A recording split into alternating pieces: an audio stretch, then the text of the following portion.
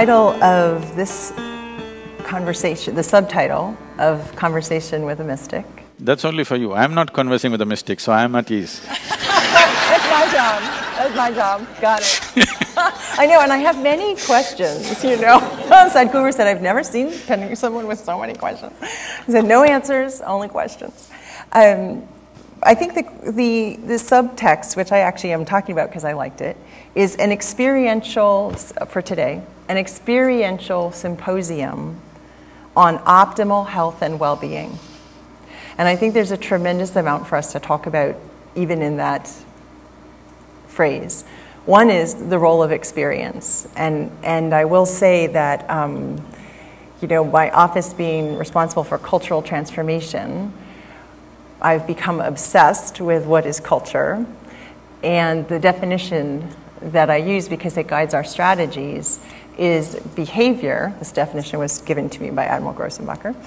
Is behavior, either collective or individual behavior, based in experience and incentives.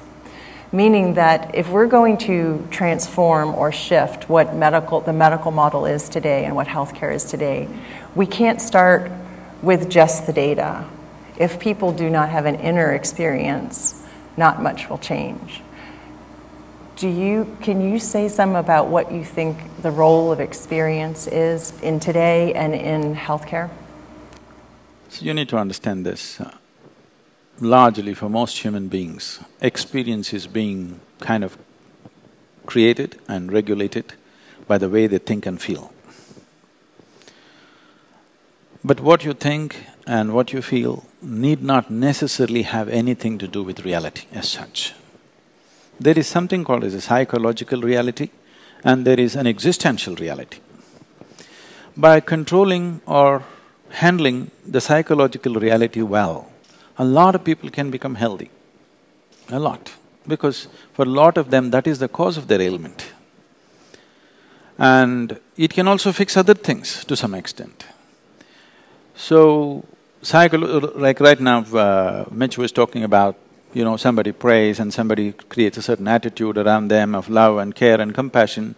This is all psychological structure. You create a psychological structure with which you become open to certain dimensions of life. It becomes a possibility to transact in a certain way with least amount of friction and creates well-being. But there's an existential dimension to this. Existentially, what are you made of? What is the world made of, if you look at it? This is the most fundamental aspect of yoga. This is called as Bhuta Shuddhi. This means elemental, cleansing of the elemental nature. The whole universe is a manifestation of 5 elements. So is this body. Out of these 5, there are only 4 that you can really handle. Another one you just experience, it's the ambience for the other 4. So the earth, water, fire, air and the space.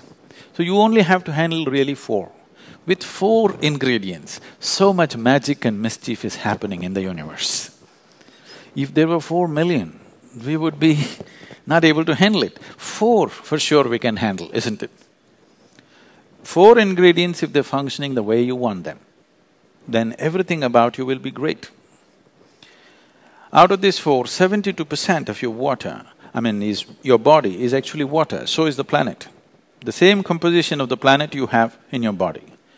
About 12% is earth, about 6% is air, 4% is fire, the remaining is space. This is how it is looked at. If you master these 4, even if you have a bit of control over these 4, you will see miraculously you will generate health within the system. If you fail on this, then the next level of handling this is, nature has evolved certain things in the form of herbs and many things which are helpful to us. So we can learn to use them. If you fail in that, then you can create a psychological structure which will create health for you. If you fail in that, then you go for the chemical treatment. If you fail in that, then you go for a surgery. So that's the escalation. Direct intervention of cutting something, putting something, if nothing else you're capable of doing. But now you're talking about a large-scale thing across the populations. We always think anything subtle cannot be done large-scale. I disagree with that, this is my opinion.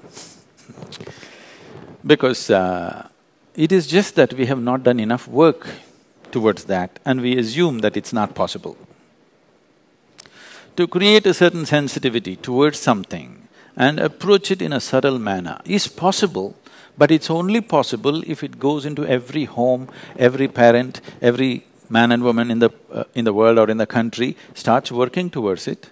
When you want such a big goal to be achieved, it's not going to happen overnight. We must be willing to be committed for a whole generation or two, then something will happen. Something wonderful will happen. But right now, we are in today's world, everything has to happen by today evening. If it doesn't happen, tomorrow we dump it and have a new project going. So in that context, it will not happen. In that context, it's better we work towards a plastic heart and a plastic liver and a plastic kidney where we can start replacing them every 5 years and somehow function. See, health does not mean that just the medical parameters are okay. Health means you must feel a certain sense of wholeness. The word health itself comes from that word whole.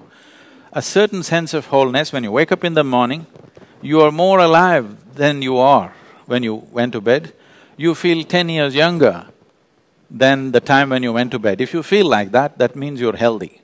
It is just that all the tests are showing you're normal, that is still not normal, because you have no experience of health.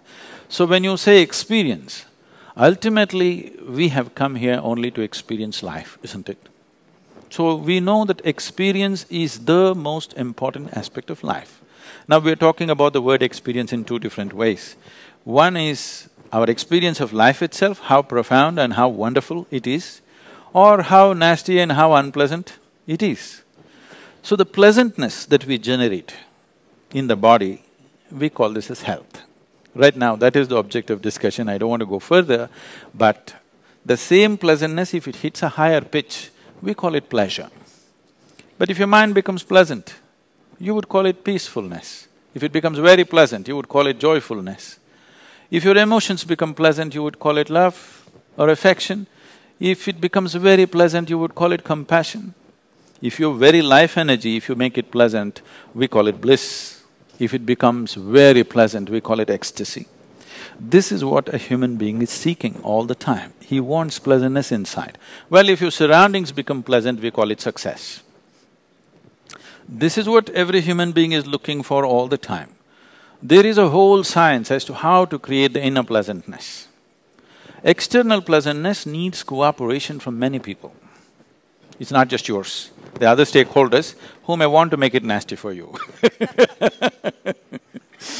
It needs many people's cooperation, but inner pleasantness is 100% yours. But why have we not strived for it? We have not strived for it because generally we have spread this message, it is not possible unless everything in the universe is fixed. When I first came to United States, one word I was hearing everywhere is stress management. I could not understand this because in my mind, we manage things which are precious to us. Our family, our wealth, our business and whatever else which is valuable to us. Why would anybody want to manage stress? Is something I couldn't get for some time. It is just because we've spread the idea that stress is a part of your life. Stress is not a part of your life. Stress is not because of your job. Stress is simply because you do not know how to manage your own system.